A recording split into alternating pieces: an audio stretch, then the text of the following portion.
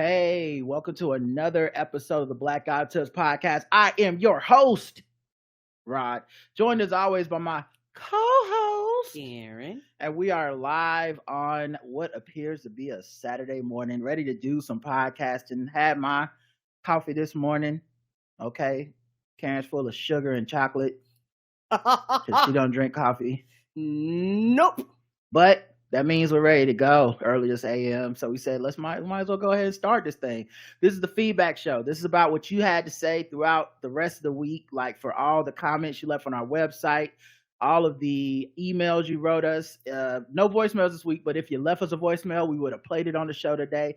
5-star reviews, comments on YouTube, wherever you're commenting, we are trying to find what you're saying and reply to it and let you know that you're special, you're loved, and you're heard, okay? Mm-hmm. That is not just a one-way street on these podcasting roads, okay? It goes back and forth. Anyway. Yeah, we need to know how y'all feel and vice versa, right? We need to know y'all out there. It's a whole community.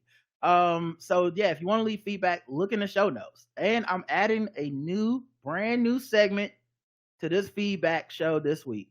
Okay. Oh shit. I don't know how long it's gonna take.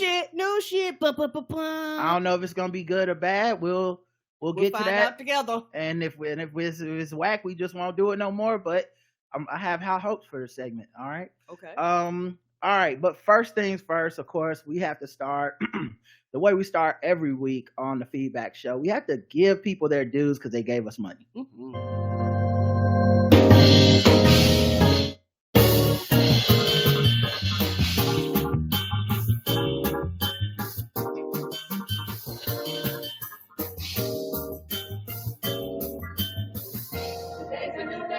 That's right. New dollars, new hollers. Let's shout them out. Bomani Jones, recurring donator. Laura E. Nicholas Z. Jane M. Noel W. Miss Barnes. Pete B. David from Brooklyn. Douglas R. Pretty Ricky A. Thank you very much. Johanna M. Laura F. Kavis D. Chris from Hawaii. Tabitha M. April G, Corey the Tickler, and Alexis H. Thank you, everybody. It took the time out and the money out of your account to give us some of that guap. Okay, that's what we function on. That's what we run on. Play me out.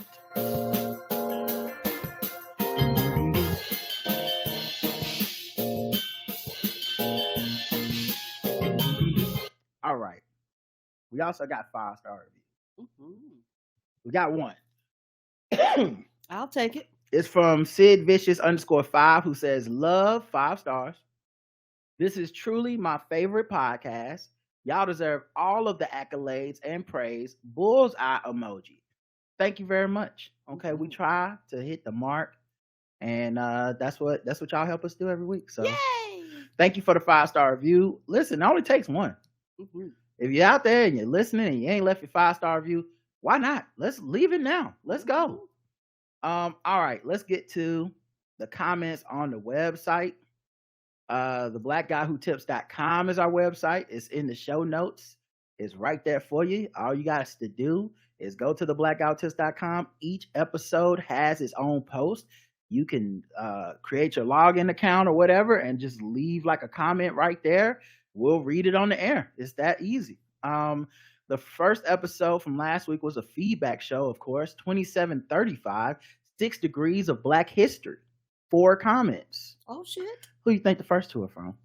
Appia. You got it right, Karen. Mm-hmm. When I was a very young Appia, I used to date Potential, and I do not recommend it. Mm-hmm. I used to want to change the style of men, for example, and see them as a project. I always thought that when I break up with them, the next woman will get a better man. My present to the whole womanhood. Now I work on myself, so that's better. When you are under 25 and do it, okay, but stop eventually. Yeah, I think, first of all advice is basically advice to our younger selves, but I think it's interesting because, like I said, that is a type of thing that we do not see as a toxic trait, and we don't see as vanity because of how it's couched in this idea of making the other person better. Yeah, and women have a tendency, not the men don't, but women have a tendency to do this particular tactic that Appia is talking about more than men. because I can speak for myself, kind of growing up and being raised as a straight woman. It's almost like your quote unquote life is dedicated to a man. Your whole purpose and well being is to basically have children, almost like you have no other purpose outside of that. And so, when it comes to men, it's one of them things where people say men are boys. It's like you excuse a lot of bad and toxic behavior. You excuse a lot of childish behavior. You see red flags and shit like that, because what I realized is, like, a lot of times girls they have to mature early. Like, they don't have a choice, they have to, because a lot of times a lot of the quote unquote home stuff, like the cleaning, a lot of times that's put on a girl. So you have to know how to do certain things. You're forced to mature. You're forced to use your words. You're forced to tap into these emotions. Like, you are forced to do all these different things and stretch yourself and all this stuff. And the thing is, these tools aren't given to you to make you a quote unquote better human being. A lot of times it's to make you better for a man. Yeah, I also think, though, the thing I'm trying to get to is a lot of that stuff is couched in altruism, when that is also about control. It is like considered like, look, I'm helping this man out to be a better person, so he can be so he'll be a better person for me, to me. I'm gonna change him to help myself. How people look at him when they see him with me, it's still very much focused on the me of it, not like no one's doing fucking charity relationships. Not out here like, I just want to now people lie when it's over and say that they spin it that way so that we'll be like, oh no, poor you, he went and got married to another woman immediately after with all the things you taught him. Oh my God, you're poor you're just a charity case that is helping men be better people. It's like, that's not really true. It's like, I'm doing this because I think if you operate within this box, you'll be better as a person for me, better as a relationship and all this stuff. And I think often when men do it, it's only seen as control. Like, I'm just trying to control this woman because of what, but it's still the same narcissistic tendency of like, what does it say for me? Mm-hmm. What does my woman have on say about me? It's not really about her. It's really not how she navigates the world. It's not about making her a better person, blah, blah. It's literally just, it says I have either a lack of control, or it says that, she's too free, or it makes me feel insecure. And I think there's different versions of that, but the stories we tell ourselves are what makes it okay or not okay in society. But, I think, like I said, it was something I was thinking about when I thought about all this stuff. Is like, well, what does this look like the other way? Because I know what it looks like and why we reject it from men. That's It's very patently selfish, and on its face there's nothing else to it. But I just wonder what, anyway. Yeah, go ahead. And also, to an extent, particularly when women do it, they might not view it like this. It's still a form of patriarchy, because it's still about you, but it's a reflection of, hey, I have to do these things to make my man look good because of patriarchy. Because if he quote unquote look good, like you say, it's a reflection on me as a woman. So, technically, if you want to get down to the root cause of it, you're still tapping and buying into all the patriarchy bullshit. And at the end of the day, a lot of times people are mad that you went on with whatever lessons you learned in that relationship and became happy with someone other than them. Mm-hmm. So it's still about control, because like, they're not just genuinely happy for you as a person. Like, hey, it was just about, we all improve as people every time we meet, and hey, I'm just glad he went and found somebody. It's like, no, fuck that. I invested in you and I want a return on my investment, So it's like I said, a lot of that stuff, I didn't want to go down the whole rabbit hole again, but problem. A lot of that stuff is kind of a similar vein of like ego, not narcissism. Ego is what I mean. That's a better word. Yes. Appia says, luckily I always liked the way Mr. Appia looked and dressed. Now for the last year he decided to let his hair grow. It's not my favorite, but it's okay. I don't complain. He still has full hair, so at least that's good. I'm glad that after 17 years I still think my husband looks great. I only complain when in winter he wears sweaters that are itchy. I'm very sensitive to it. Otherwise I mind my business. Once again, what people decide in their house is not really. I'm just more surprised people like broadcasting it than right. Because I think there's just a bunch of icky situations that go against people's politics and their personal relationships that you probably just should keep to yourself. Because if y'all are happy, y'all are happy. And if y'all got some type of issue with attractiveness, hair, sex, how you spend your money on your dates, chivalry, These are all things that in the inner workings of a relationship are perfectly fine. Y'all are both consenting adults. But once you start spreading this out to the world, in the mess that the world is and how people judge each other, I just don't see what could be gained from it, man. I really don't. Yeah, and also it's one of those things where in your own individual, collective, however your situation is, as long as nothing is against anybody's will or nobody's forced to do anything, most relationships have some form of shit that's politically incorrect, quote unquote, to somebody. You have stuff that people would consider very patriarchy to somebody. You know, you have something that might be regressive towards men, regressive towards women to somebody. You know, because everybody has these theories and shit that they won't even apply to their own relationship, but they'll apply that shit to yours. Yes, I mean, there's just a lot of gray areas in relationships that really are about the two people involved or however many people are involved and the decisions that they make. You know, it's for example, when people talk about stuff like here's one that you see on the social media all the time. People that call like missionary sex and like quote unquote vanilla sex boring and all this shit to you. You know what I mean? Like, right, there's some people that's completely fine with them. They like that shit. That's how they want that shit. They you know, whatever they doing, they glaring into each other's eyes and all that face-to-face kissing, and they like it. Right, they love it. If it makes them happy, fuck it. It don't matter. It's not about your libido or your bedroom. You choose what happens in your bedroom. But like, we can get on the internet and people can turn that into like a negative thing, make people insecure, make people supposed to be doubting themselves. You know, I remember seeing a comment a few months ago from somebody saying like, these men, they got to change up what they saying in the bed. All they be saying is good girl. And I'm like, one, that sounds like the men that you're dating. Right. Right. Unless you're just fucking all the men. I don't know. But I like, there's obviously equal and opposite a bunch of women who are like, you better be careful because you can go one step too far and then you done fucked up the whole mood trying to satisfy this woman on the internet you'll never have sex with and never met because she decided that it was a bad thing for people to say good girl in the bedroom to her or pick whatever. It's your personal preference and you're conflating it with politics. You're conflating it with macro. You're conflating it with a bunch of other shit, but people just giving their personal preferences and the politics don't often match up. So like I said, I'm always surprised how open, quote unquote, people are with this stuff and how sure they are that it's universal. I'm like, I think I like the way we talked about these topics on our show because we took it to a level deeper than just we don't like Jonah Hill or we don't like Keke Palmer's boyfriend. I think that's an obvious thing you're gonna get from everybody. But let's talk about some real shit, you know? So then Mary writes in, Karen, I was touched by your sharing about how you had some insecurity when it came to Rod's friendship with someone. I would never have thought that would be the case. The part that resonated was your own self-reflection about why you had those insecurities and how you addressed it with him. I think it's normal for us to have those feelings, but I think most people stop at questioning themselves as to why they do, which can then lead to some problematic behavior. When I first got with my husband, I was so insecure and jealous.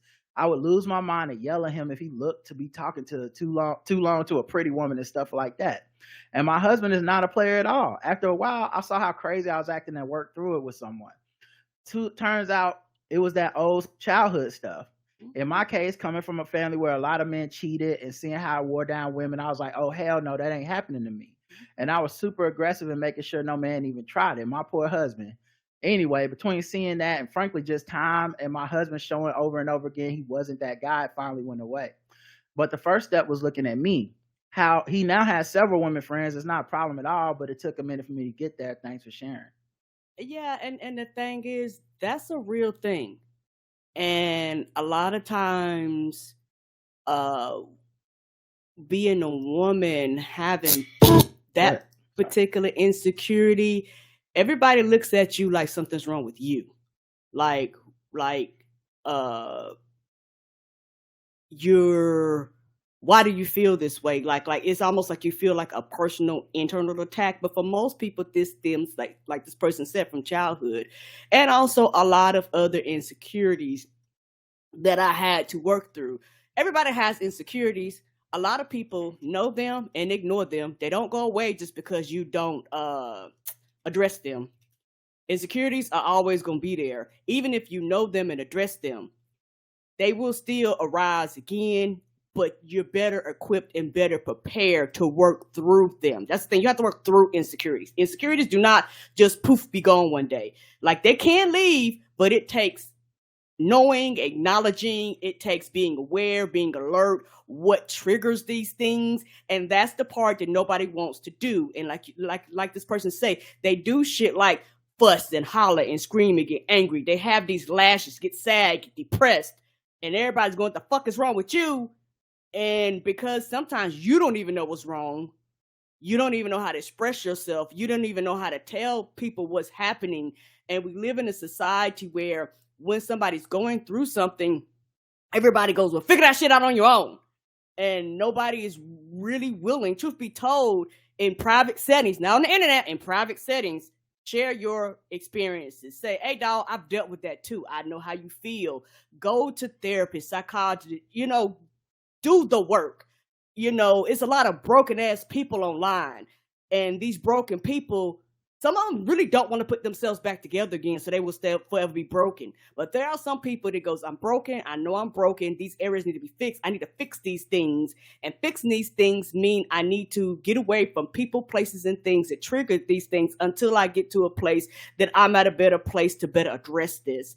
And I know for me, at the time, my personal insecurities, and for me, they go back deeper than that. I remember when me and Roger had first started dating, Roger used to tell me all the time that I was beautiful and I was smart and I was wonderful. He used to tell me these things all the time. And I really used to look at him like, nigga, stop lying. Like, literally, I was like, whatever. But that's because I had, in the past relationships, those were things that people told me to be intimate with me. They didn't mean it. It was no sincerity to it. These were the sugary things that I heard.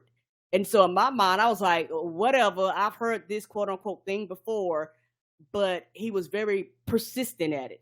And he, like you say, it got to the point where I began to believe it. Because that's the thing, nobody can make you believe something if you don't believe it. Even if they see it, if you don't believe it, sometimes it's almost moot.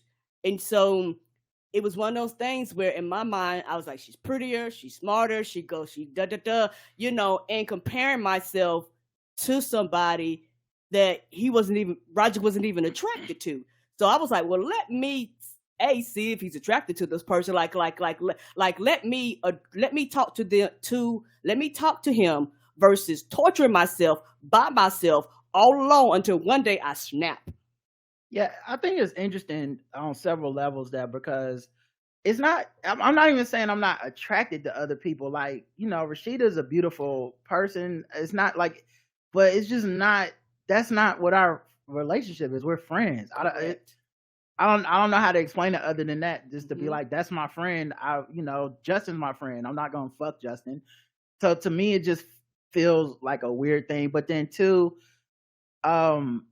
the fact that at the time it bothered you was something that, mattered to me, because I think this is what I'm saying about the internet and social media. The thing, if I would have told social media this, many people would have been like, either break up with her or she just need to get over it. You're a free person. You're not doing anything wrong, blah, blah, blah. Because essentially, fuck that person's feelings. It's about you. And I'm saying a relationship not really about that if you want people to be happy. Right. Their insecurities are part of the discussion. It's part of it doesn't mean they have to rule the relationship, but it has to be taken into consideration. Like there are instances where like somebody is trying to holler at your mate, and you can feel it and it, and you're like, hey, this motherfucker right here, come on. And so some people can write that off. Oh, here goes this jealousy. Or you taking an advisement like maybe they picking up something I'm not, and I just want to make sure that everything with me and this person is extra on the up and up, because I don't want to find myself in a situation where I'm like, damn, they was right, So I think there's a lot of moving parts to this stuff. And I think also like those insecurities don't come out of nowhere because there are certain societal factors that make people feel less than. There's history, there's trauma, there's a bunch of shit. You take on all that when you're in a relationship with a person. Yes. The way the internet is so transactional and people talk so transactionally, it's as if they're saying you just take on what's good, and then everything bad is that person's problem to deal with. Fuck them, ain't got shit to do with me. And then vice versa, when it's something wrong with me or some insecurity or something I need some reinforcement, everyone needs to stop what they're doing and come on over here and pat me on the back. And I just feel like that's such a transactional, selfish point of view. So I think that's interesting. And then also in her, discussion of it, the thing that I don't want people to lose sight of, how she talked about it started as one thing. Once again, you're not dating a static object. You're dating an ever-changing variable. Mhm. You are dating a new person every day. You're married to a new Yes. person the next day because they're the sum of their experiences from that point and everything that's happened and the way their minds change and all that stuff. And so some of this stuff is a work in progress. You might get married and still be, and you don't even know it. You, once going back to Rashida, a thing she said that I thought was so silly when we were 17. I asked her about this dude she was dating, and I said, I just thought he sounded whack. And he was like a football guy, not that smart, but attractive and stuff like that. So but just to me, I was just like, I don't know, he sounds kind of like a weirdo or whatever, loser. And it's a good college relationship, but that shit ain't gonna last, right? And she was like, I said, do you love him? Because it just seemed like you're going through so much to be with this nigga. And it just seemed like, like a waste of time almost. And she was like, I love him for what I know love to be right now. And I was like, that's the dumbest shit I ever heard in my life. And now, all these years later, I'm like, that's one of the smartest, most profound things any person has ever said. Because that is all of us. We're all out here on the limb, loving people for what we know it to be now. What you thought love was when you first met your husband is different than the love you have now because you've learned so much, you've practiced so much. Much like, doing yoga or something, what you can do in yoga on day 1 versus year 3 is just a different form, right? You learn something else. And I think that's what doesn't come up in these conversations. Everything's so third grade, elementary, black and white, right and wrong. And it's not really that for people. So yeah, I love that you shared that and I appreciate it. And me too. Like you said, it won't always add up to people on the outside, but there would have been people that say to your husband, leave her, and now look at y'all. Right. And it's also one of those things to where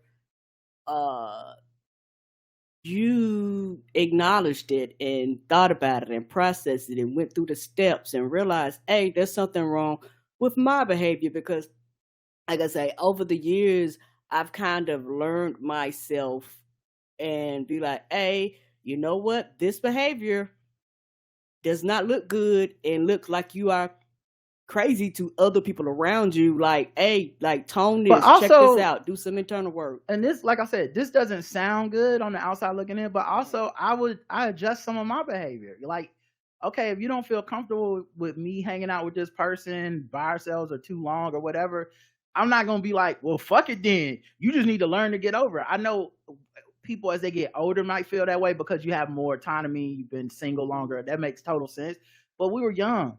And so I'm like, come hang with us. Like, see what we doing. We ain't doing shit. We playing fucking I remember one of my favorite days, me and Rashida invented, I say invented because I ain't never seen nobody else do this, but we invented Tag Team Pac-Man. And we hopped on Miss Pac-Man, and like every time somebody lost a life, it'd be the other person's turn to take over. And then the person that was playing, the other person would root for them all crazy and shit in this arcade, like, come on, man, you gotta, and then it's your turn, and so like we were doing dumb shit like that. It wasn't anything to it. We were just having fun. And as silly as that may sound, I went and kicked it with them. And when I tell you, I was like, oh, I see what he sees in her. Yeah. And it was one of those things. I was like, oh, she's a great human being. Like, I actually got to know her. Yeah, it was cool. Like, sometimes everybody, I think people have these people in your life sometimes. You just have friends that you almost speak your own language with. Yes. And you enjoy kicking it with them. And it's just, that's it. Like, that's the height and the beauty of the relationship is that is it. And to be honest, I'm blessed to have several relationships like that at this point. And it's something I learned early. It's just, I can't help how the world views shit. I still remember when I was an intern and it was me, this other dude named Solomon who people didn't really like.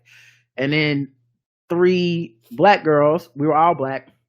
And me and the 3 black girls, Rashida, Chanel, and I forget the other ones. We used to kick it. We go to lunch every day. And I remember people in the office one time, like, they sometimes would pull me to the side and be like, oh man, so you must be like a really lucky guy to get all this attention from these women. I was like, I'm not getting attention. We're going to lunch together as friends. If all 3 of them just went to lunch together every day, it wouldn't be a thing. Correct. Once you throw me in there, y'all want to add some weird romantic sexual shit to it. That's not happening. But it's just how people view shit, and there's nothing you can do about that. But I know how I feel on the inside, and you just want to make sure that, that's the thing that matters the most. Yeah, and also for me, I say this and then we can move on. Something I realized a lot of times in relationships, people don't realize the importance of your spouse, significant other, or others having friendships and relationships outside of you. You cannot be their all in all. You cannot be everything to them. Yes, you might be their best friend, their lover, blah, blah, blah, blah, blah. But there are some things that they might want to discuss, talk about, go through that they might not want to talk to with you. There's nothing wrong with you. They might talk to their friend and they can help them view you differently, understand you better. And a lot of times they can't get that sometimes from coming to you. So I can't speak for nobody else, but I appreciate the outside relationships that Roderick have with other people, because all jokes aside, there's things that they talk about I don't give a fuck about. I'm not trying to funny. Don't give a fuck about. Don't care. Could care less.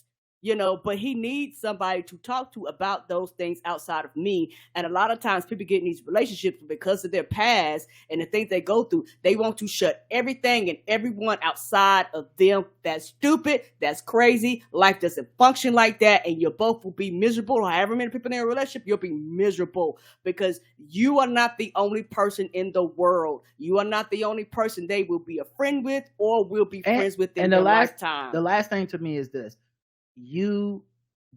It's also just, like I said with Jonah Hill, an illusion of control. Because honestly, if you got the kind of man that's gonna fuck other women, you throwing a tantrum ain't gonna stop him. Like there aren't people, I doubt that there's a lot of people out there who are like, the only thing stopping me from cheating is that my woman tries to make me miserable every time she talks to another woman. Those kind of people just cheat. They don't give a fuck. Right. You be miserable, you throw out the tantrums, and they still gonna be out cheating. And so it makes you feel like you're in control because anger makes people feel in control, but you're not in control. No. Ramsey D. Jenkins says 5 stars. So grateful to you, Karen, the chat, and anyone that does not mind sharing information and resources regarding our history. I love Draptomaniacs. I cannot wait for Michael Harriot to become a regular on the Blackout Test. P.S. Appy, I tried to be something I was not when I was young and misinformed in my 20s. So glad for growth, experiences, education, therapy, and books. The poll, because we got no comments on this one on YouTube. The poll, have you ever had someone try to change you in a relationship? 57% of people yes, 43% of people no. That sounds right. And I, like I said, I don't think it's just a gender thing. I think people try to change each other for some semblance of control. Now, on the people with money, 67% yes, 33% no. They try to take y'all money. That's why they want you to change. The Q&A, there's truth in jest. Sydney says, so we try everything you mentioned at the start of the episodes because we talked about going to Flying Biscuit and eating those pancake tacos and shit. Flames, Karen voice. Thanks for the hookup. P.S. Draptomaniacs 10 out of 10. Thank you. Yay. Marvin W. says, just wanted to recommend Transformers Exodus. Great book that addressed the unspoken issue the Netflix Transformers series hinted at but didn't define Happy Prime. Raphael says, damn right. That's why they say the truth shall set you free. I respond, yes, if you give me US dollars, British pounds, or euros, I'll accept gold too, no silver or crypto or Arby's. Magnificent Breeze says, the wild thing about the ice cream date is he never invited her. He said it's hot and he feels like getting some ice cream, but she invited herself and then declined. I didn't even pick up on that. Damn, that's deep. I did assume she was being invited, but maybe I just went off of her assumption. But yeah, that was the comments on that episode. Let's go to the next episode, which is ice cream dates, catching strays. But I forgot we need music to insert this thing so we can know where to put the commercials.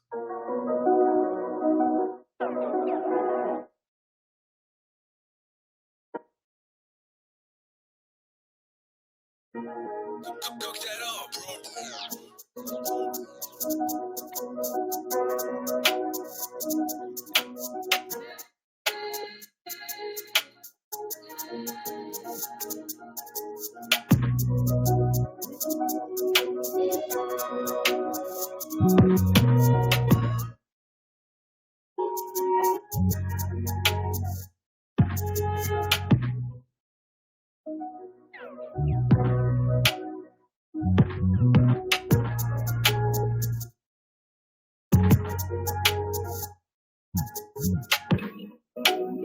Ooh, I had to let it play for a second. So like I said, episode 2736, blah, blah, blah. Ice cream dates, catching strays. Got 4 comments. Appia says, I hope none of these critical people ever see a pic of my friends' work and family. They're all white. I have no other options. I promise I'm the diversity friend for others because I was born in Poland. That's how bad it is. Oh, we get it. It's very white over there. Think Pretty Smart says, I forgot I had this thought about ice cream gate, but that young woman was likely responding to that individual based on what she has seen and heard on the internet from the Blue Ball podcaster bros these past few years. I was told by a mentee a while ago that these cats brag on doing the least. With my newest secondhand exposure to these date options, it seems like that is what the woman was responding to. So basically, like, she was like, oh, ice cream date is the least valuable. It's them doing the least amount of effort. And because I'm looking at dating from the perspective of like these fresh and fit motherfuckers, you're not going to get one over on me. I see what you're saying. As a result, us older folks not getting the level of her outrage might be coming to the discussion with a different set of rationale for why someone would mention ice cream. Shorter podcast bros must be stopped. Yeah, I hear exactly what you're saying. That being said, that sounds like her insecurity though, right? I mean, essentially that's her going, this nigga's a secret podcast, bro. And I have to do everything I can to keep him out of my bros. Yeah, I had to keep him out of my life immediately and dismiss him, which is fine. But you know what else? If a nigga says, I'm gonna take her out on a nice date. There's a podcast bro saying I take him on nice dates so I can fuck him and then I treat him like shit.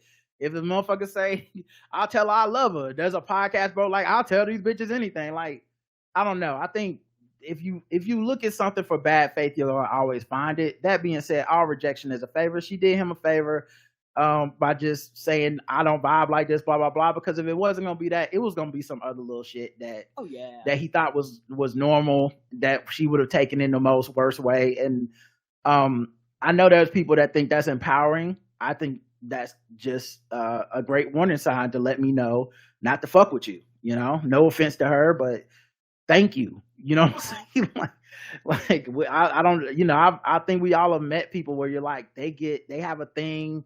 Peeve or something, and it's just to you it just lets you know like, oh, we're so not the same. Because to me this would have been a casual discussion, and to you this was goodbye, you're dismissed or whatever. It's like, oh, okay, thank you.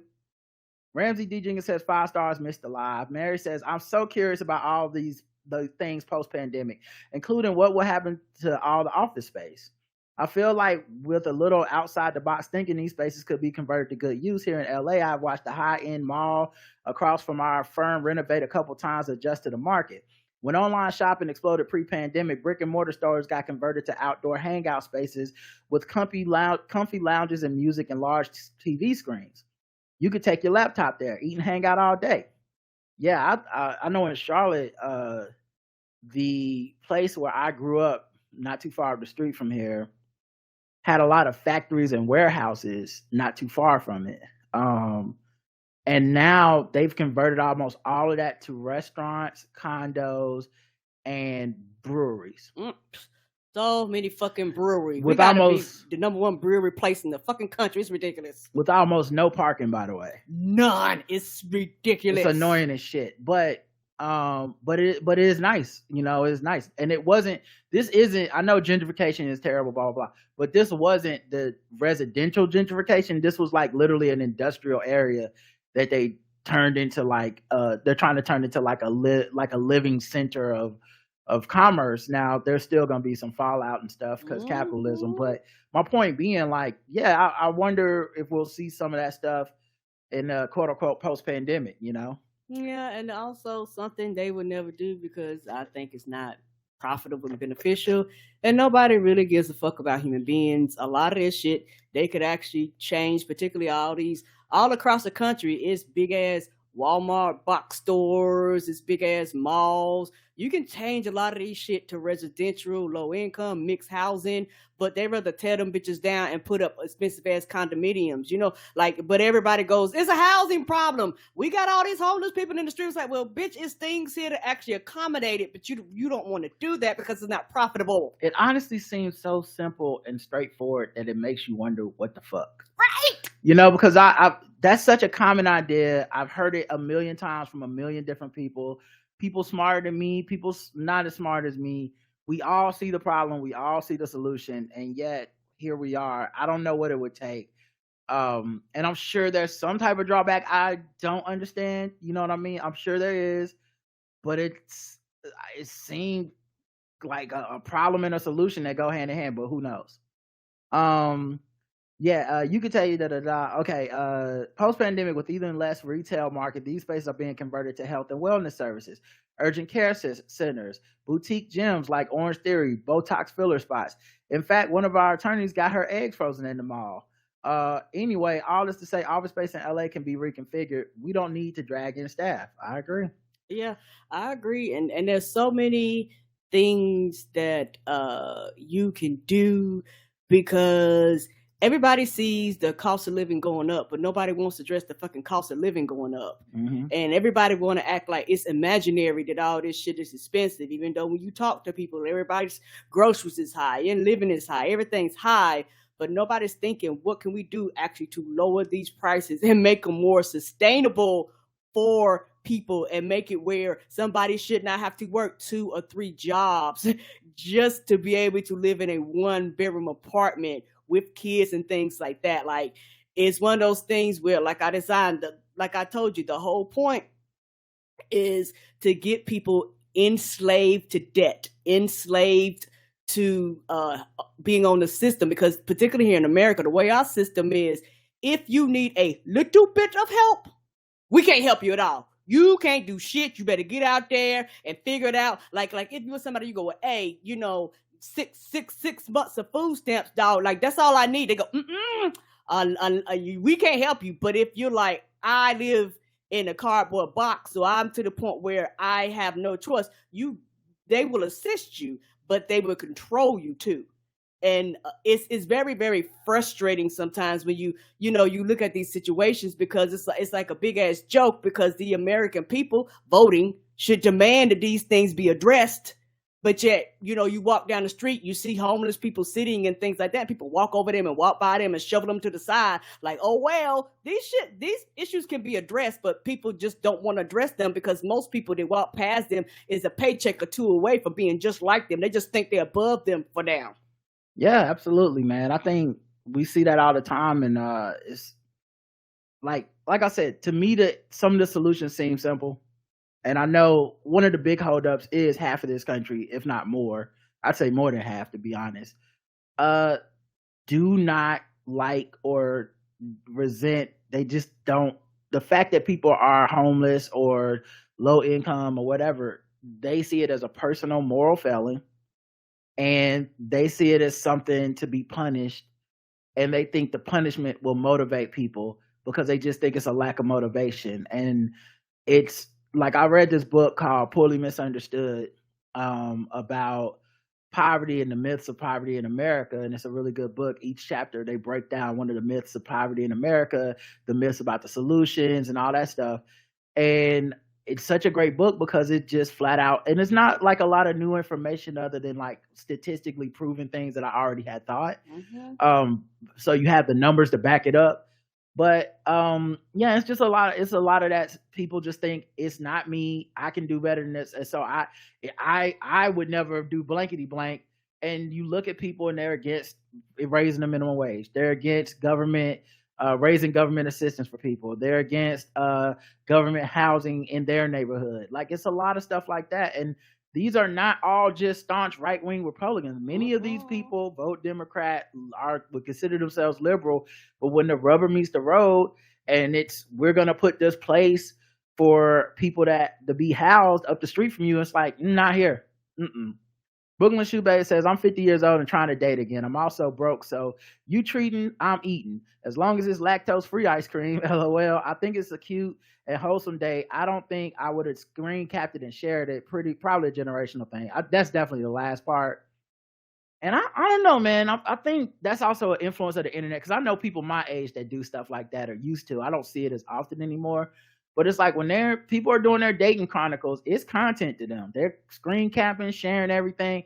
And I think the thing that always resonates to me is you sharing shit, but you don't share the shit that make you look bad. Right. You sharing the shit that like somebody said to you that was crazy, but it's somewhere on somebody else's screen, you done said or did some shit that they like, look at this shit.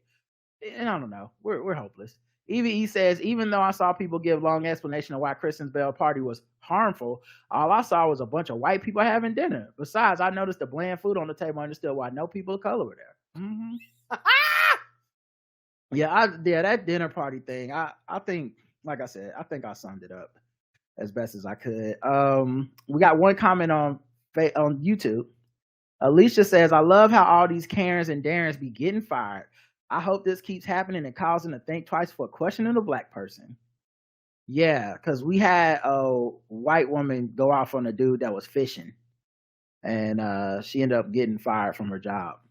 Leave people alone. The poll: should there be an age limit on over-the-counter birth control? Yes or no? 28% yes.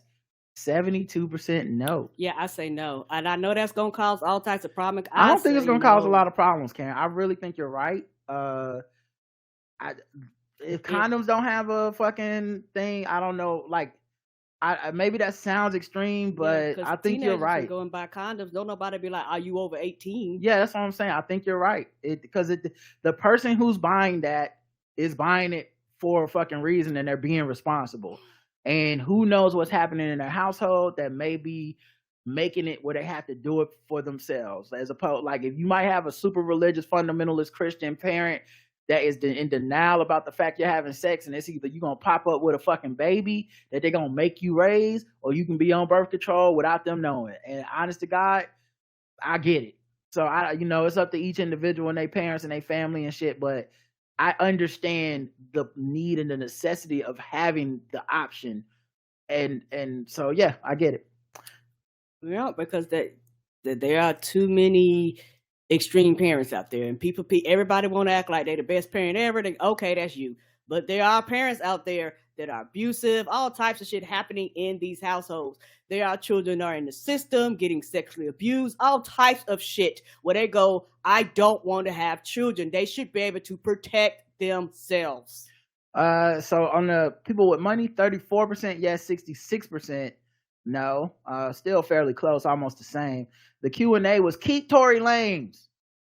Sandy says, go off, Karen. 10s across the board. You don't get all of my time if you can't be flexible with me.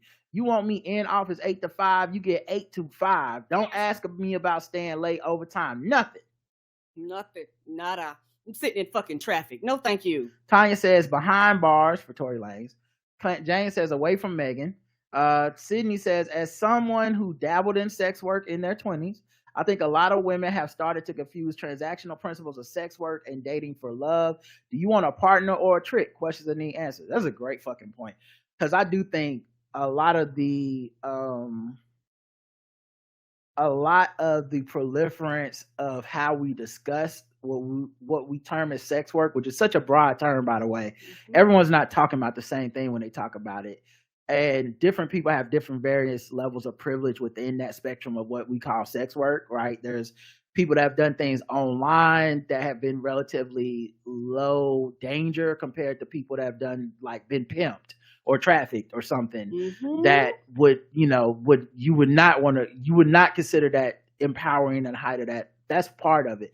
But also like it is and I always thought this was funny, and it's something I never said or bought into, but you know those people that say shit like, even if a woman is in a relationship with a man and they're married, they're loving each other, whatever reciprocal things are happening, they still describe it as like she's a prostitute that is giving this man sex for money. Like, so it's still like, yeah, y'all are married, but that's really about a woman using her pussy to get half of a man's stuff or what, just some like regressive notion of it that is like, where you see people say all women are prostitutes and shit.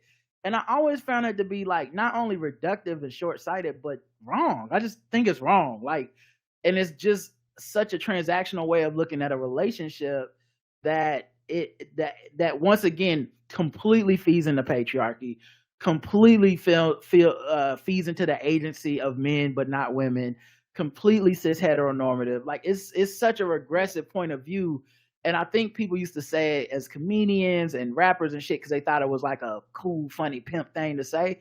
But just in real life, it's like, no, there's a big difference between somebody who is like prostituting themselves and somebody that's in a relationship to me. Yeah, the same. And also a percentage of those people, they're projecting because this is a way to disconnect. Like we have sex and it's a transactional and it's a disconnect. Everybody separate, everybody goes on. Okay, that's cool, but everybody don't want that. Like if you're choosing to do this, so be it. Some people go, I don't want that. I want a relationship with love and all the other things that go with that. And you don't want to come out and rightfully call me stupid, but for some of them, that's their way of saying you're stupid. Or you're doing the same thing I'm doing to justify their actions. I'm not judging you, baby. You do you. But right. but a lot of times it's them reflecting on being judged, on being looked down upon and shit like that, which I'm not doing. But there are people who do feel that way. So I understand that perspective. But most people don't give a fuck about who you're fucking. Yeah, it was a clapback, and I'm glad you pointed that out. I had written that down to say, but it started out as a clapback to women who were preachy and prude and judgmental and, religious and all this stuff, saying to people that are sex workers, like, look, you should be ashamed of yourself morally. But the clapback was, you basically a hoe too. And it's like, okay, that's not true. And that's all right. Like, fuck them, but yeah, I think that's a great point. Back to this though. Wallace says that all white dinner and also with the podcast bros, that's the way they talk about sex and relationships is transactionally, and I feel like we do the world a disservice by letting them set the plate and set the table for the discussion. Wallace says that all white dinner party are members of the Arby's Hive who don't vote in the scientific poll. Aaron says, as the wise Karen said, go back to Canada. Keep Tory Lanez a throwaway meat meal, says Keisha. On Canada, Raphael says, after he is done keep him in Canada after he's done serving time here. He could use more of that maple syrup, the real kind of his life, and go fight some wildfires. Just stay there. Bye-bye. Karen says, come take Lil Boosie, Chris Brown, and a few others with him. All right, let's go to the next episode. We got 2 more left. Nigflation, episode 2737.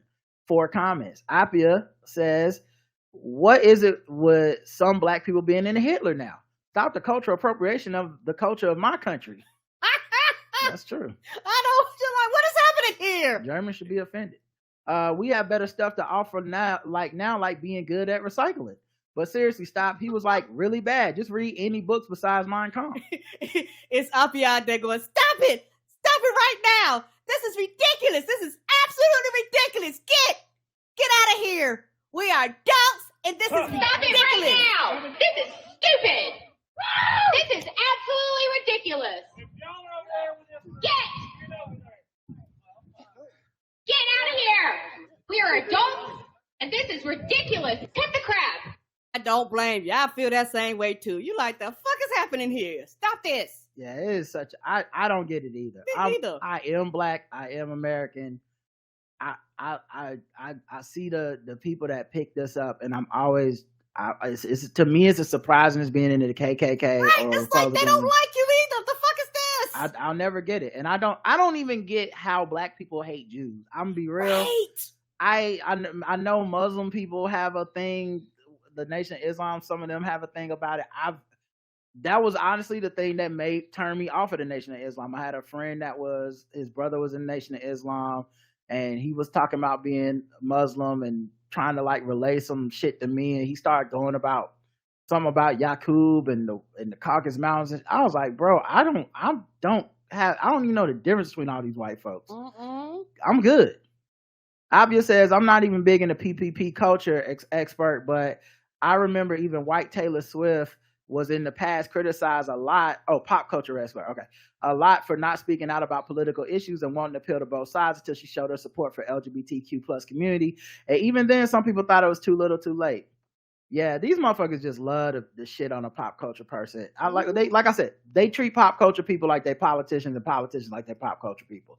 And that shit is a bar, it's a gem, it's a jewel. Put that shit on the t-shirt. I know when I said that shit, I said something. And it's never gonna like for these folks, it's never gonna change. But once you see it all the stuff they talk about makes so much sense to you. It does. Everything start clicking because you're demanding something of somebody who don't have no power, can't vote, can't pass any laws, and then the people that can, we treat them like they pop stars. This shit is ridiculous. The pop star stuff is very like cultural influence stuff as power, as opposed to like people wielding actual laws as power. Correct. We're supposed to root for AOC like she's Beyonce, but we're going to demand Beyonce have the political activism and the political influence of a AOC, and that's ridiculous to me. Yes, sir. Tanya says I voted no in the poll. We'll get to the poll in a second, but I'm not sure if it counts because I'm white.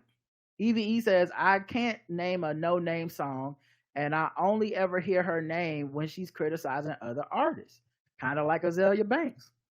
I remember her going in on Beyonce, and most of her critiques came off as jealous because she always seemed to have something negative to say, even if some of what she says may be valid.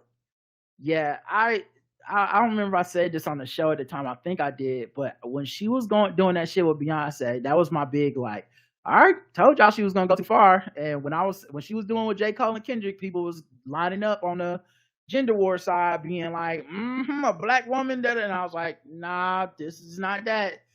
And when she called out Beyonce, the internet turned on her ass because they was like, Beyonce actually does a lot of stuff that you claim to be about, and you're still trying to find a way to denigrate it. And I said, yeah, she's denigrating it because she's jealous. She wants that pull. All these people she's talking about doing bigger and better than her, especially among other black folks. They got a better reputation than her amongst other black folks. The only place she's more popular was in that really small circle of woke black Twitter that was on her side no matter what she said, until she turned on Beyonce and people was like, the fucking African artist that you're shitting, that you're quote unquote. Oh yeah, this is when she did Black is King, right? Yeah. The black artists, the African artists that you say you're supporting are telling you, no, we love what Beyonce did. She empowered us. She paid us. She respected us, and she spread our fucking work. And you're on the internet saying shit you don't know anything about. And she refused to accept that. And I remember, like I said, I don't remember if I said it at the time on the show. She hopped in my mentions over that. I don't add no name or none of this shit. And she had a burner account, and I thought we had a decent discussion, but obviously we weren't going to see eye to eye. She's younger than me, and I just fundamentally see the world differently than her. But I remember thinking at the time, like, the fact that you're searching your name and going in my mentions when I'm not even a disrespectful person, I didn't call you out your name, I didn't say anything bad about you. But the fact that you're that hyper aware, you're hyper online. You have to get the fuck off of here. You shouldn't see what everyone thinks about you because the place is unhealthy. Today it might feel okay. One day, shout out to this week, it's gonna be unhealthy because this is not a supportive, friendly environment for anyone. So now they're in your mentions and you talking about delaying your album and deleting your account and not talking to people. because you too privy to what everyone thinks. And one of the reasons this happened to me as well, being hyper online, you start thinking everyone is, and everyone should be aware of all the thoughts and all the feelings and all the words and all the discussions and all the interactions all the time. And you start thinking that that's a realistic way. So you believe, why isn't J. Cole like that? Why isn't Kendrick like that? Why isn't Beyonce like that? Because they're not fucking online all the time. They don't need to or want to see all that unhealthy shit all the time. Right. You're seeing it and you're convinced that it's the only way, and you're convinced that it's a good thing. And I just posit that both of those things are wrong. Yeah, you're convinced that this is normal, and it's not. It's actually abnormal. Yeah, I don't want to engage with critique from randos on Twitter. Right, they have no investment in my life. Imagine if I was fucking looking up game theories hashtag every day to see what the fuck the racists thought. At some point you're just like, man, I don't know if it ain't a fucking executive or somebody to get paid to talk to me about what we write at the show, I really don't give a fuck. Because you have no power or authority. I can't. At the very least, it seems performative. Maybe now she'll realize that people online she's performing for are some of the same ones that tear you down the second you do something they don't like. I call Twitter the outrage machine, because the more negative people are, the more attention they receive. Valid points were made. Comments on YouTube. Absurd Spoonful said, white people were in their bag that day. They were in their brown paper bag test. Rod, please, laughing my ass off. Thank you. I think I have bars sometimes. Intelligence says, it's so cool to get the blackout tips on YouTube. Thank you. Glad you're enjoying it. Yay. And then the poll was, have you ever called a white person your N-word? Yes or no? 19% yes, 80% no. So about like 19, 20, I guess, I don't know. And then, you know what I mean, guys, 20% and 80. And very close on Spotify, 23% and 77%. Now, I think it's probably even higher, because I think a lot of y'all are scared to say you did it. And because you know, the way the poll would work, there's more people that would be like, I ain't gonna tell y'all I said that, than there are the opposite. But yeah, that's still a pretty high percentage. I'm pretty sure I've done it at least once or twice. Definitely during basketball. Now, I've never had a white person say it back, because I think they know and I know I would probably act crazy. I know that's not fair to those that don't understand how racial dynamics work, but it make a lot of sense in my fucking mind. And I've never had to experience the other way around, you know, of someone trying me like that. But you know, I've been around when other black people had white people that said it back to them, and I just look at them like Stringer Bell in that one scene with the glasses, like, okay. The Q&A, the price of the N-word. Oh man, I fucked this up. It should say the price. It said the prince of the N-word. God damn. Can you edit it? I can't edit it. It's too late. Boo. Anyway, the price of the N-word going down. Oh wait, maybe I can't edit it. It's too late anyway. They understood. I put the prince of the N-word, and let's be honest, guys, that didn't make sense, and y'all knew it. All right. Q&As with responses can't be edited. Son of a bitch. Boo. My mistake enshrined in forever on Spotify. He tried to correct it, y'all. Theron says, you meant price? Then yes. Oh, Theron, what the fuck could I mean? Huh? Did you listen to the episode? Who the fuck is the prince of the N-word? Who would even be the prince of the N-word at this point? Who says nigga? No, who would be the prince of the N-word? I'm trying to think who says nigga the most, okay? Typhlosion says, there goes the neighborhood. What Quentin Tarantino nonsense is this, says James. Flying a Boss is the girl rap group, says Kay Nicole. All of their songs are fun. Instagram recommended them to me because I follow Nico Rico Nasty. Meet me at the altar in Doshi. Cadian says, real quick, Italy's same-sex union laws of 2016 is literally only 1 year behind America's SCOTUS rule in 2015. Saint Tam says, I've never called a white person my N-word to their face, but definitely said the phrase my N-word cow to black people in my closest personal circles. Can't say it around everyone. Definitely can't say it around everyone. Yeah, I say nigga a lot, but I can turn it off.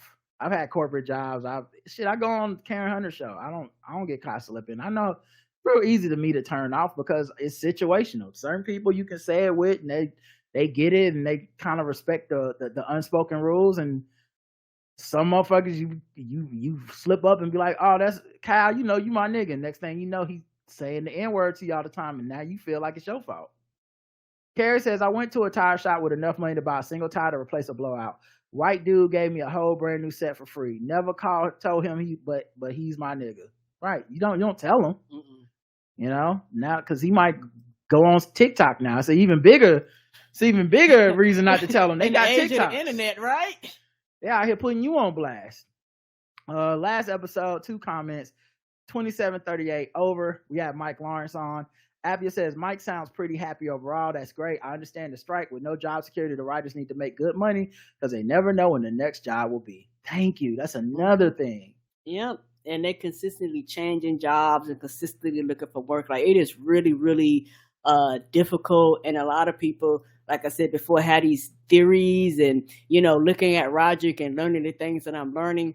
I'm kind of like Roderick. Oh, y'all niggas don't know what y'all talking about. People just be spouting shit. Yeah, and like I said, I've seen the comparisons to like other industries. Like, well, what about these people don't have a union? First of all, why are you talking to us like we're the fucking problem?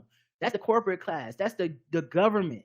That's not us stopping people from unionizing. I guarantee you, people in unions like writers would support everybody fucking unionizing. So stop trying to act like it's a look at you privileged motherfuckers. Like, we currently don't have jobs.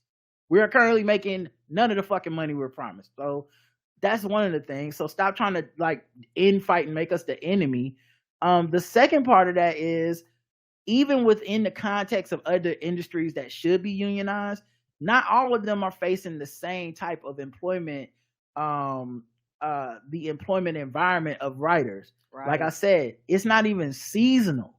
Vast majority of writers and actors don't make that money that you're supposed to make to even qualify for the fucking insurance and stuff. Right. So you're viewing us like we're separate from these other industries and these other struggles. We're very much the same, except our work is even less guaranteed. There's always going to be a McDonald's somewhere. There's not always a writing job for people that write. There's not always acting jobs. You got to audition. There's no fucking guarantee. There's a lot of people in SAG that just don't qualify for shit. So yeah, I just think the whole thing is to keep people from turning on each other, and I think that's a huge part. Like, I do have my own qualms with stuff within the movement for the strike and stuff with the optics and the online antics and certain things that people think are like cute or funny. And I have my issues. I've kept them to myself because I think solidarity is more important than being like, I think this person should stop crumping in front of the police at the Black Lives Matter march. Like, okay, that's not gonna change nothing. Yeah, I don't like that, but at the same time, at least he out there marching, and at the end of the day, fuck it. It's not right. The police are killing us are the ones I got the problem with. The brother crumping, that's just his way of showing it. Mary says, why did the over take me out? LOL. I do love a well-crafted joke, but sometimes silly is the best. Yeah, I think Mike was bothered by that a little bit. Like I know, like I said, he there's certain things he's open about that bother him because of like specifically autism, and I think constantly saying over was gonna like fuck with him. I didn't realize it until like a few overs in. He was like, all right, we can stop, and I was like, all right, let's stop. My bad. But to me, it was hilarious. I would have done it the whole time because it's just that funny to me. But the poll: have you ever? Oh wait. Comments on YouTube. Let me check last one. Over. No comments. Okay, boom. The poll. Have you ever been part of a workers' rights movement? Yes or no? No, haven't been part of a union or any of that type of stuff. I'm pretty sure there are union jobs here. Well, I didn't say part of a union. Oh, okay. I said part of a workers' rights movement. Like, no. That would be a strike. Okay, yeah. So 30% yes, 70% no. And that sounds about right. I think most people probably have not. And 22% on Spotify, 78% no. And that's probably because a lot of them are bosses and they are the people that are being, protested against. Raphael says, when a friend tries to explain why they watch something that I don't, I cut them short and remind them that they are allowed to enjoy life too. And I got a license to skip. If it's serious, pay me then. I hear you, buddy. Right. All right. No voicemails this week. Okay. So I say we get into our new segment that I don't even really have a name for yet, Okay. but I'll explain it after this beat.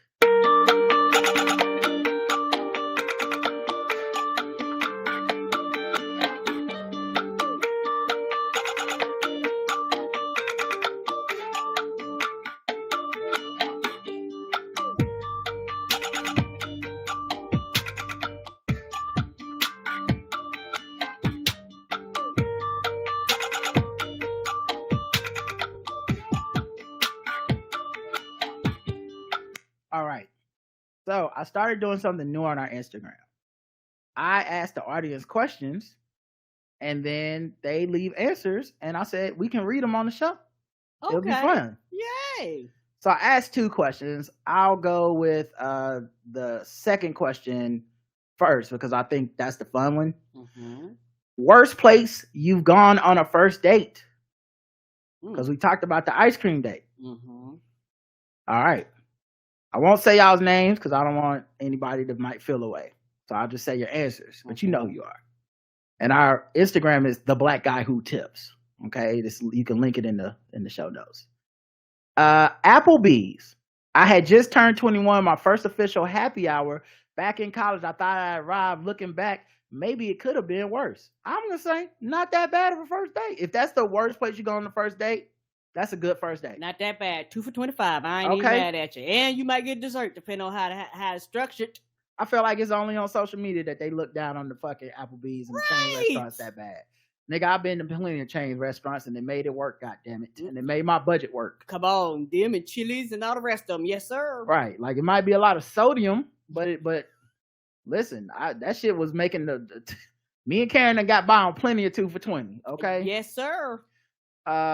Damien says church revival. Ooh, that does sound terrible. Oh, I didn't mean to say your name, but that do sound bad. Church revival as a date. I mean, I guess yeah, but I do hear church got some freaks though. You know, so I don't know. I know people used to get down just because them skirts is long. Right. They pull that jean skirt up on you. Somebody tell you just because it's long. Okay. They take them shackles off them feet. Okay. Also, like I've heard of many a church sleepover that got freaky. So I don't know. Them lock-ins, them things. I don't know. That might not be that bad. The next person says his house.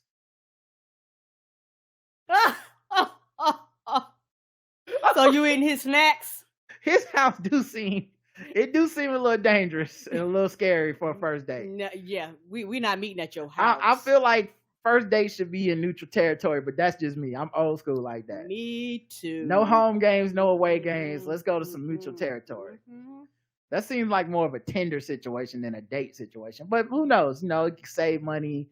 If it's a nice person, you know them well enough. Maybe it's like a coworker or a friend or something, and they want to cook for you. It can be romantic. I can see that. But we would have to be doing that for a while. Like, right. I'm not going to nobody's house. I hear you. Like I said, I can see why it would be a horrible first date as well. I need more details. Was it not clean? Was it just that it was too cheap? Could he not cook? I just need to know. Miss Barnes says, I had lunch at his job. At his job. Did he work at the restaurant or pack lunch? I don't understand. Yeah. Did you just show up? A restaurant at the job? Yeah, I have many. Y'all got to be more detailed. I need more questions. Next person says, and I'm sorry about saying your names, but y'all know. Next person says his 30th birthday party. That sounds like it could be lit. But but you know what? Could go wrong because everybody's there to celebrate. Right. This is not an actual date. It's like you didn't want to actually take the time because it's almost insulting. You didn't want to take the time to schedule the day after the day before. Right. You invited me on your day, so now as the first date, I'm supposed to fucking show up with a gift. I don't understand. I can see also from his perspective. In your mind, I'm gonna look like the coolest person ever. Everyone's celebrating me today. If I'm impressing you, this will get you wet.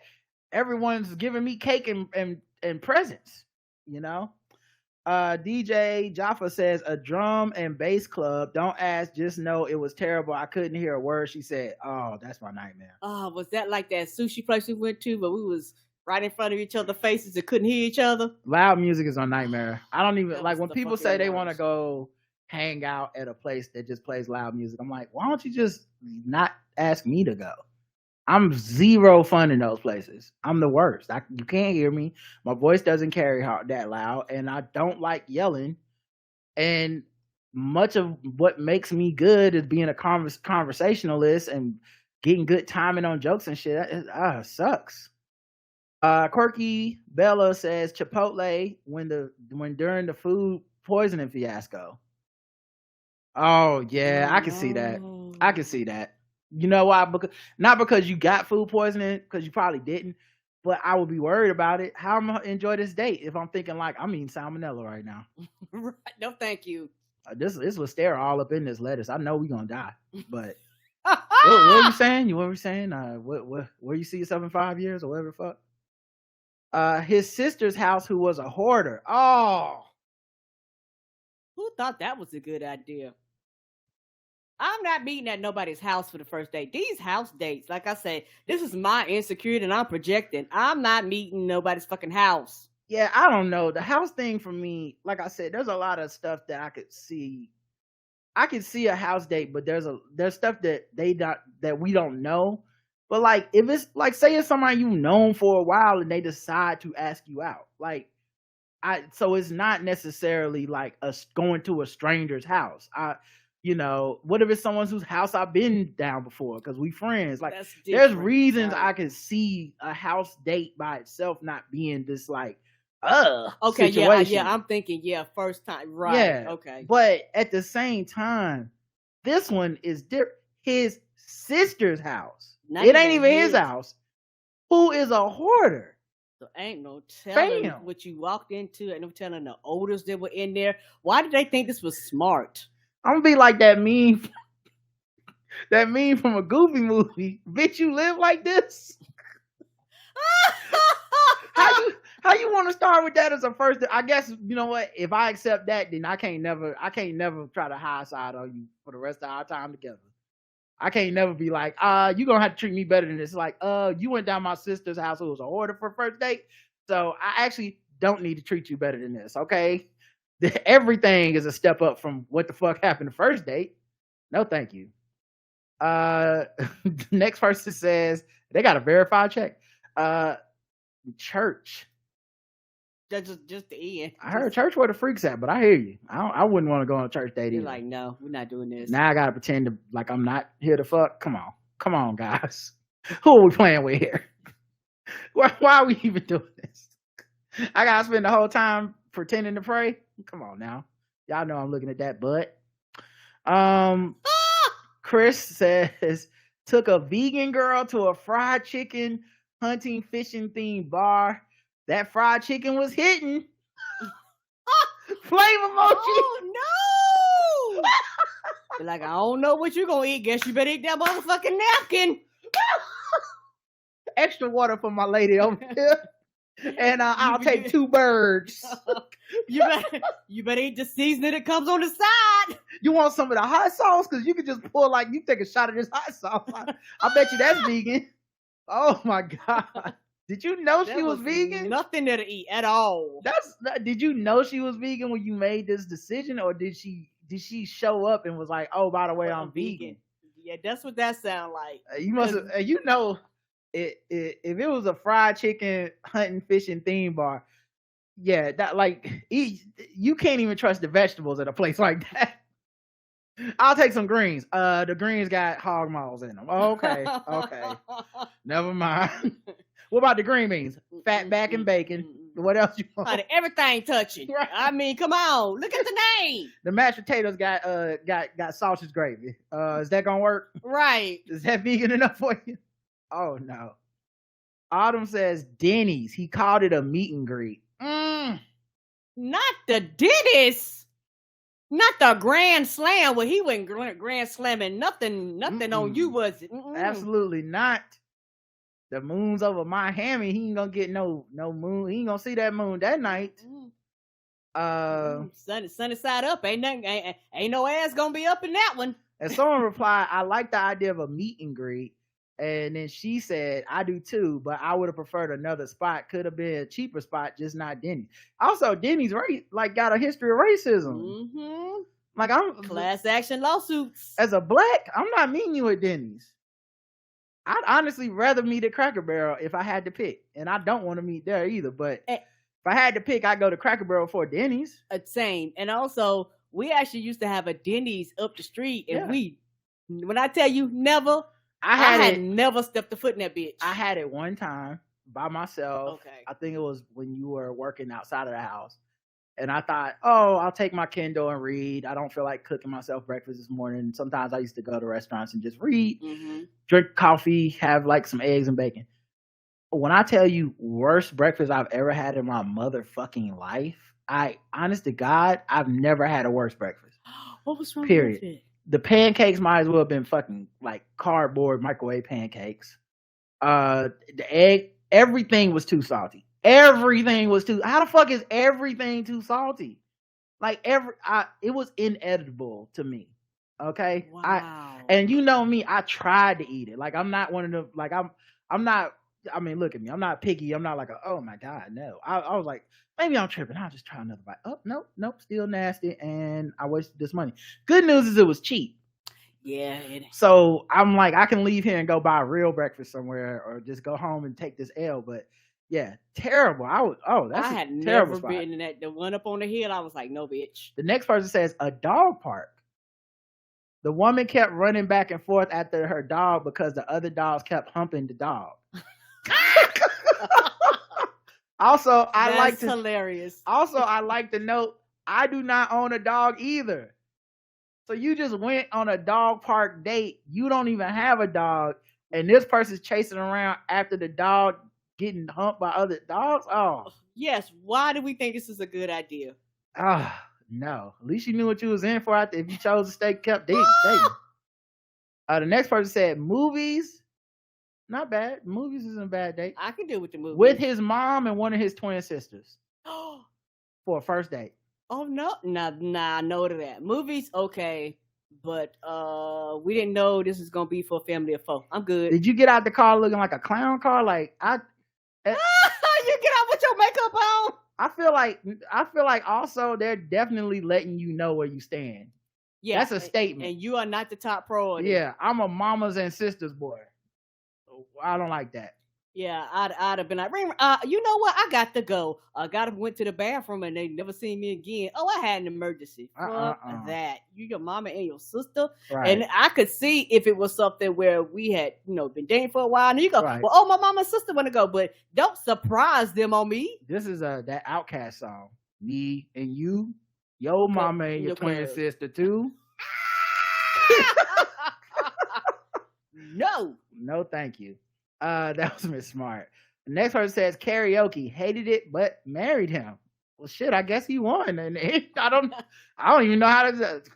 I don't think karaoke necessarily sounds like a bad first date, but yeah, I've never did karaoke. Maybe it's just the type of person you are. But karaoke sounds kind of fun to me. Mm-hmm. I'm gonna do it one day.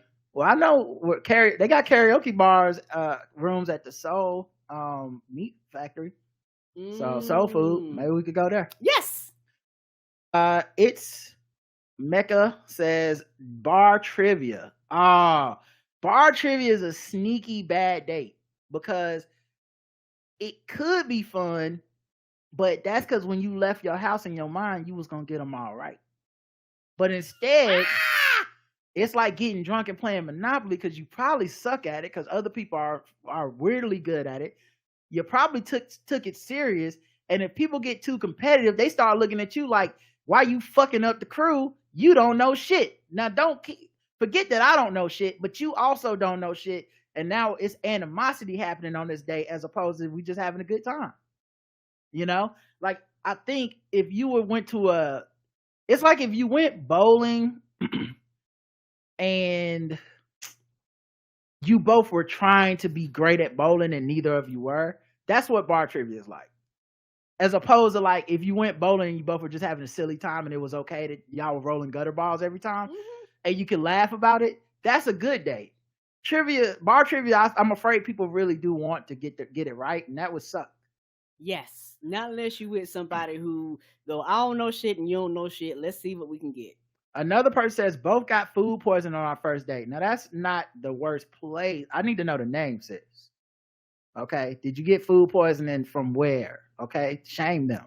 Location matters. The next person says the mall. Worst place they go on a first date? The mall. Man, that's like high school. Was that were you an adult when this happened? Or were you a kid? Because I feel like a kid going on a mall date is perfectly acceptable.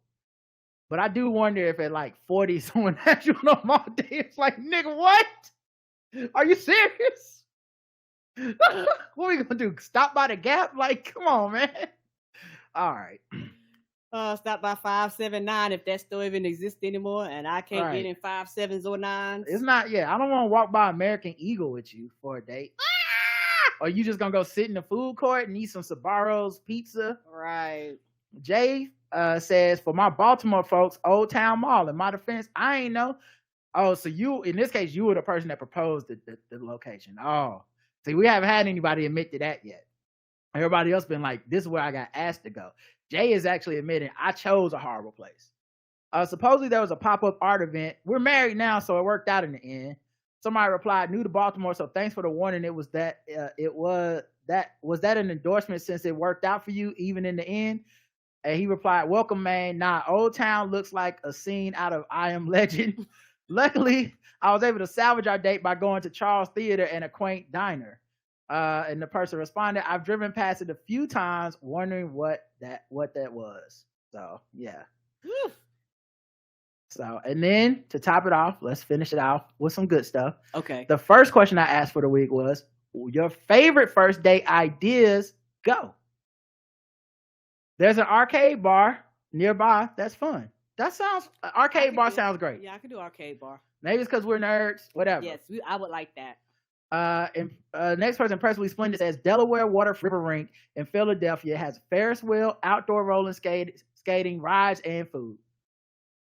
Coffee, says Miss Barnes. Well, you know, that's beneath me as a 26-year-old. I need more effort. Okay? I mean, you talk to Luke Cage. We know what happened when you get the coffee. Falcons Diva says, when the weather permits, a nice walk on the trail, and if I enjoy convo, coffee and breakfast/brunch after. Sounds cool. I'm not a walk on the trail person, and I think I watch too much true crime. I'd be worried a nigga about to kill me in the woods. I mean, I don't mind the trail as long as the trail is paved and they are signs so my ass won't get lost. I'm scared. I'm not gonna lie. I'm not going with nobody in the woods. I've seen too much Fatal Attraction where they find the body. Yeah, we ain't talking about no random walking in the woods. It'd be by the trail. They be finding the body by the trails, everybody. I'm talking about where you have runners and bikers rolling around. Karen don't watch Fatal Attraction. Don't listen to her. Oh, my bad. I do. Guess who finds it? The runners and bikers the next morning. Oh no! They the one finding your body. My bad. I'm not doing. I personally, trail not good for first date for me. When they jogging at 3 a.m. I'd rather meet you at a gym with plenty of surveillance and witnesses. I understand. White Label America says free food with the movie screening, but don't say anything about the free part. Might make a profit if it doesn't work out. God damn, you be hustling, man. God, do you ever turn it off? Nope. The grind really never stops with Raphael, man. I can't. I never stop. Can't stop, won't stop. You gonna take somebody to a free movie screening? First of all, the free movie screeners, I feel like you'll get busted because they be having weird rules at the free movie screening. Like you can't bring your cell phone in. You gotta sign a sheet, and she gonna notice something like this ain't no real movie, nigga. This they don't take your phones and give you a fucking like make sure you turn your phone off speech before a movie. They don't have trailers before them free movie screenings. You gonna get busted. Our girl Sydney says Camp North End candle making classes, Duck Donuts, and then the park. The list goes on. I do love that. Sounds fun. Duck Donuts be hitting. Is absolutely. They be hit. If you can get them when they fresh too. Oh. Woo. God, you want some Duck Donuts right now. Nigga, what? Duck Donuts? You know Duck Donuts be hitting because if you show, they don't close to like 3 or whatever, but if you show up at like 1, they out of donuts. Yeah, and but I just they're like, yeah, we open put like this. It's 3 or until we sell out. Like when they sell out of donuts, they just close their doors. They like, we made all the donuts we was making today. Yeah, we sold out. So I'm sorry you came over here. We got 0 donuts. Axe throwing. Got to see if he can defend me. And now that's something. Oh, you different. I'm not going to axe throwing. That shit look fucking dangerous. I don't even want to go to axe throwing, and we've been together forever. I'm scared. Yes, it's an axe throwing by the Hornet Stadium, and I see that shit. Yeah. I was like, what happened if them bitches bounce back? And I'm good, dog. And they be drinking in there too. So yes! There has to be some type of axe throwing waiver you had to sign so you can't sue or something. I be like, nobody get fucked up in that bitch. No, thank you. Right. I'm afraid just somebody gonna find out who you texting and they just start chopping somebody in the background. Little League baseball games for a first date. I can't see it. And is it your kid? Like, why the fuck are we going to a Little League baseball game? Kid, we going to see somebody's cousin. Why are we here? Do kids people, like I want? Like, you want to meet me? I'm a kid. I don't understand. It could be cultural. Like maybe in some cities, Little League baseball is a big deal, and I just don't know it because here it's basketball and football. But I couldn't even see myself going. You want to go on a date to a Little League basketball game? It's like, what? Fuck them little niggas. Them shits be having weird hours. I know with my niece it was like 8 a.m. on a Saturday. Bitch, I'm not going to that. For what? For why? DJ Java says ice cream. The same person that said Little League baseball games, Black Beer Travelers, also had another suggestion. Food court at the local mall. So at this point, I think this person's trolling. The public library. Okay, they just saying anything. All right. Very funny. I enjoyed you on the show as a guest, but get out of my very serious Instagram threads. Mucho Mamas. Fucking up the comments. Yeah, look at these free museums. These are not real suggestions. Well, free museums actually might work. I'll take that back. The public library is ridiculous. No one's ever gone on a date there that ended up happy. Okay, you know what I mean. Listen, the Mucho Mama says, listening to Blackout Tips, Rod's Edible Just Hit episodes. Oh, that is a great date. Do that, everybody. Breakfast, heart emojis. That's not a place. That's a meal. Now this is a place called Breakfast, and I don't know nothing about. Need a little more detail. Going to a bookstore. Okay, I get it. You're a nerd. You know how to read. But that's not a first. Is that a good first? Actually, you know what? I'll take it back. You're right. Because they be having coffee in there. They be having places to sit. That could work. I'll take it back. I'm sorry. Yeah, and unless the library has this too, I could see it. But if this like the library I'm thinking about, I don't know them. Yeah, I don't know any library like that, and I think we need to stop trying to make excuses for that terrible suggestion. PhD says museum or botanical garden or bookstore. All those botanical garden sound fun. All that could work. Museum could work. Let's see. I'm a Brooklyn girl and I love Coney Island in the summer, but a nice lounge in the winter. Oh, you go get you a Coney Island hot dog. Although I heard Coney Island is far away from everything. So me too. Never been. That's why we never been. Gelato there, which is not ice cream, says persnickety pencil. And it's not. And lastly, bookstore. My job in the lobby, just in case. So you work in a bookstore, or the lobby is where you work. I don't know. That was a little confusing, but it was a lot of laughing emojis, so I feel like it was an inside joke that worked for them. And that's the end of that segment. Karen, you have any idea what we should name that segment? I don't know. Question of the week. Right. Question of the week. Question of the day. I don't know. Think about it. We'll come up with a name at some point. All right. Let's go to the final segment, which is emails.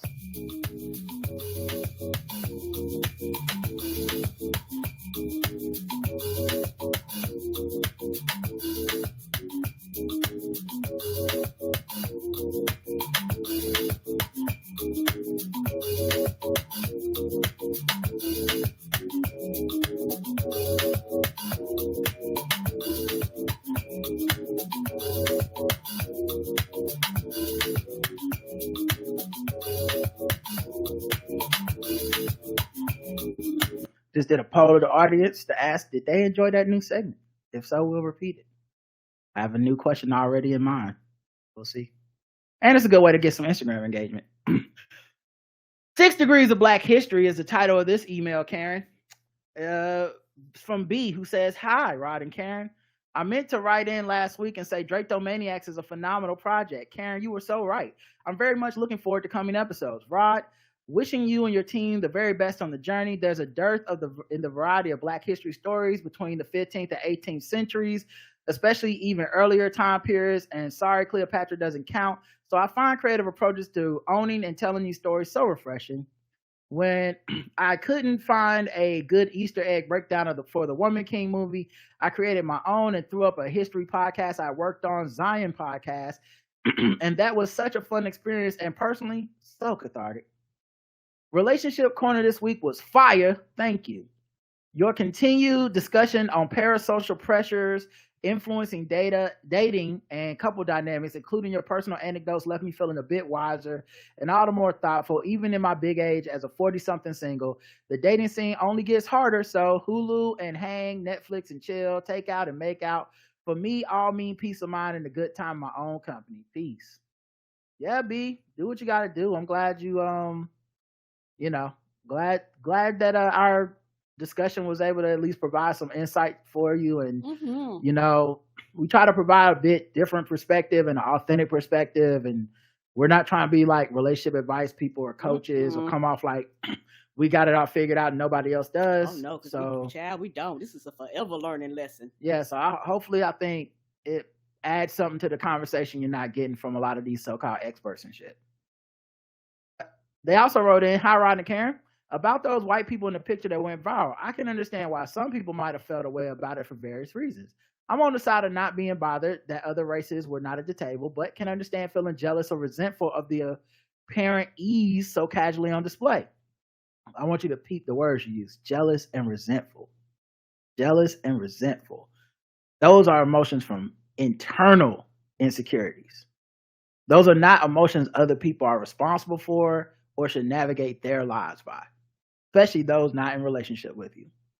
You know what else I see? This is something I distance myself from people online that say stuff like, and I'm not saying this is what you're saying, but these are words for me that are red flags. Mm-hmm. Like when people say, if I go on my Instagram and I see people getting married or going on dates or traveling, I get jealous and I have to close the app. And I go, it's good that you know that you need to close the app or whatever. But also, I don't need to navigate my life worried about who's jealous that I'm just living my life. Right. I've never eaten a meal to make someone else feel bad. I've never traveled someplace hoping that the people that saw me traveling would be like, oh my God, I wish I could be that. God damn, fuck, my life ain't shit.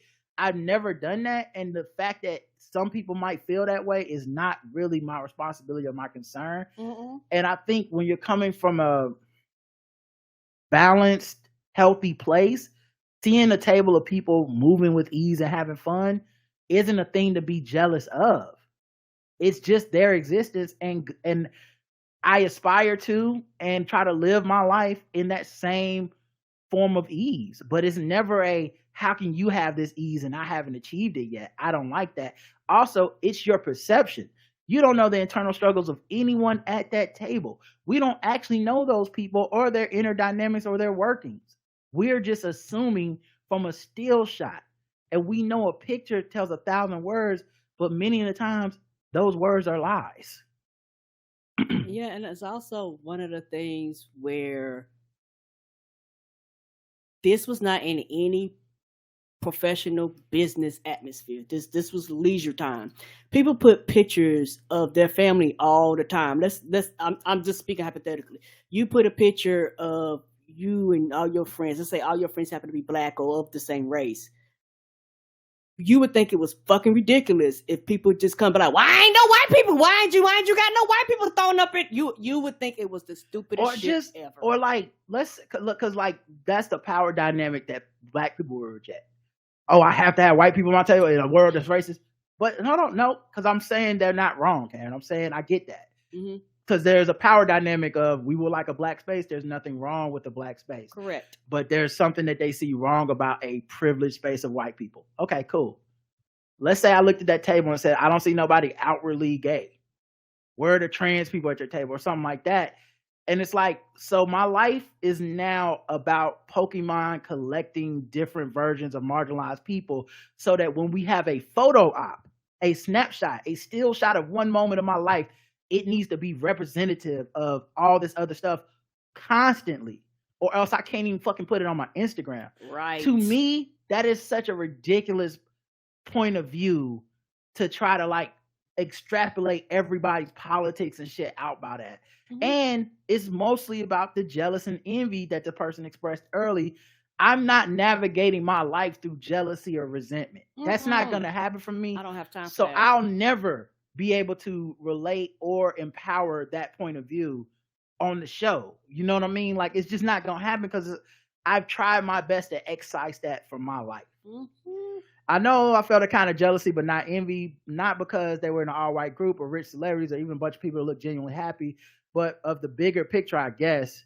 What is the bigger picture than that? Right. And it's also one of the things to where racism in America has fucked people up so bad that white people just being white and taking a picture,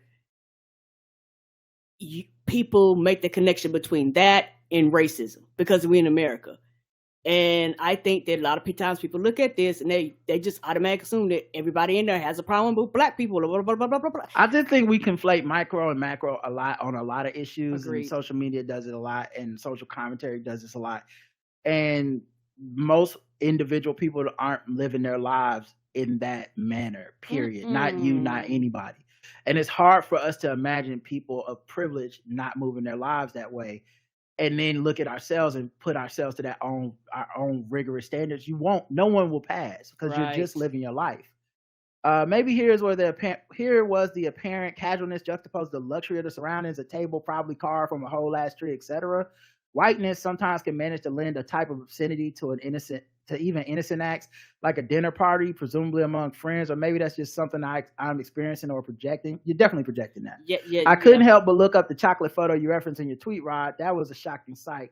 Didn't read up in the context of that dinner table, but in trying to rationalize for the sake of my own mental health, I wondered if they were going for a theme related to the 1989 spoiler alert film, The Cook, the thief, his wife, and her lover. Anyway, whatever they were going for, the image was grim.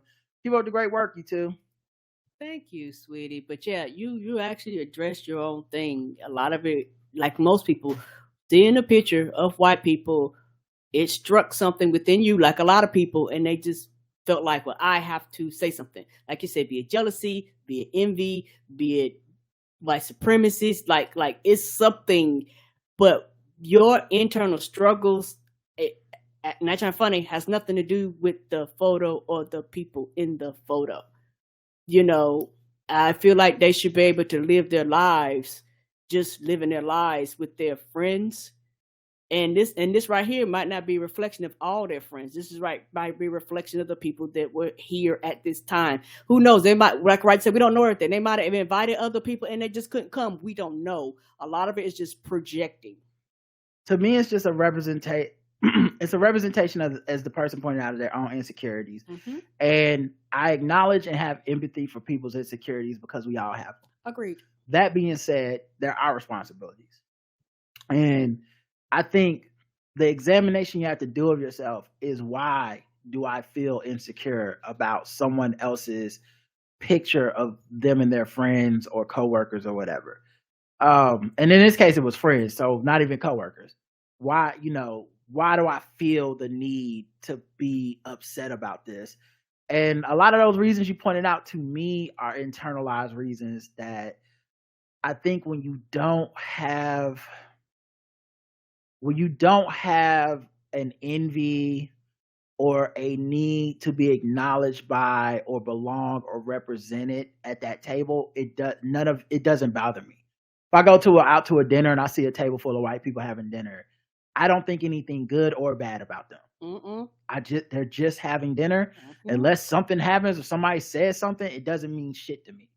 Because I refuse to walk around with that level of almost racial paranoia, because I feel like I'm giving them my brain space. I'm giving them my emotional space. I'm giving them everything. I'm giving them too much when a picture of them sets me off into a journey of insecurity. And it's just, America's taken so much from us. Mm-hmm. So much. The last bastion is our minds. I don't want to give them that. you know. And I'm being honest. Like I never try to be. I'm telling you my honest feelings is what I'm saying. I try to be authentic with this. Meaning when we play like fucking with black people, if something does fuck with me, I'll say it. But I try, even in those episodes, y'all hear me trying to rationalize, like, okay, what specifically would be bothering me if something was bothering me? Why would it be bothering me? What, and how much of that is me and how much of that is this actual situation? Stuff like that, you know. And I think in this case, this one didn't bother me. I can see how it would bother somebody. It might have been something that would have bothered me 10 years ago, but it don't bother me today. And it took a lot of work decolonizing my mind to be able to say, I don't give a fuck what them white people up to. As long as they ain't hurting nobody, what would it matter? If they was all wearing Klan robes, I'd be upset. But these motherfuckers are just having dinner. Actually, low-key, I probably don't want to be there. And also, it's one of the things, like I said before, just because you're aware of something and just because you can acknowledge a feeling, just because you can point it out, now comes the hard part, the work. And what I realized, once you require people to take the extra step and require people to critically think and actually analyze, I've just come to the conclusion people just don't want to do that work. And when people don't want to do that work, they go in this circle, they go in this cycle, and this happens again, and they don't understand why. And at some period of time, you know, I know I wanted to get off the roller coaster. So I was like, I'm tired of the same motherfucking roller coaster ride. What can I do? I think also the social media anger thing, algorithm needs more food, and that was food that day. Agreed. It wasn't really that controversial. It just they needed to eat, and there was going to be some outrage, and that's what they call an outrage machine. It was going to be the outrage machine fuel that day. And, you know, even when people tried to make it an industry thing, like these people are gatekeepers, these people are such and such. So is Issa Rae. When Issa Rae had them all black boat parties, I've never once thought to myself, we need to make sure some Latino people are here and some Asian. Why? They're having fun with their fucking friends. This is not the time. Now, if it was a boardroom, maybe. But they're just chilling, and that's okay. Not every move people make is for the DEI moment, you know? All right. Next one is from Dante, who says, episode 2737, Nickflation. What up, Karen and Rod? I too am disturbed by how some of these my nigga sluts be out in these streets giving it up for minimal effort. If this isn't checked, it could become the ice cream date of endearments, for real. I agree. I propose something like with a tad more nuance, since the dentist would clearly have that Charlize Theron talking about Nordic strains fast and furiously as a nigga who's seen a fjord. I propose when he rushes a crown, we call that Nordic nigga my Njorga. We can maybe set the exchange rate at every 4 or 5 my nigga moments, earning a deserved my Njorga. This way we keep the shit we culturally reclaimed. The Nick economy bubble remains unbursted. I love that word, Nick economy. And Thor Dentist Son still has fields to chase. Y'all are the best. It's peace and love, my niggas. That's hilarious. No, I won't be calling anybody New Yorker. That's not gonna happen. But I appreciate you. Lastly, this is from our girl Caritha. Professor, she says, dear Rod and Karen, I hope this message finds you well. I'm excited about taking advantage of some resources right now, so I just had to share upon hearing Karen talk about perimenopause. Lord knows I'm in that same boat. Karen Hunter interviewed the founder of this amazing group that gives women the kind of care that's always hard to get, especially if you're not having devastating problems. It's like we have to be in distress before anything becomes available. Right. Anyway, I heard the conversation right before moving, so I saved it, but didn't order the test until after I moved. I remember returned my blood test in early July and have finally set up my appointment to discuss my results with a coach on August 3rd. By taking the at-home blood test, I can see which hormones are low and which are high, but I look forward to learning in conversation with the care coach what exactly that means and how I can address it. Anyway, it may be worth checking out. Below is a screenshot I saved when the founder was on the Karen Hunter show, Caritha.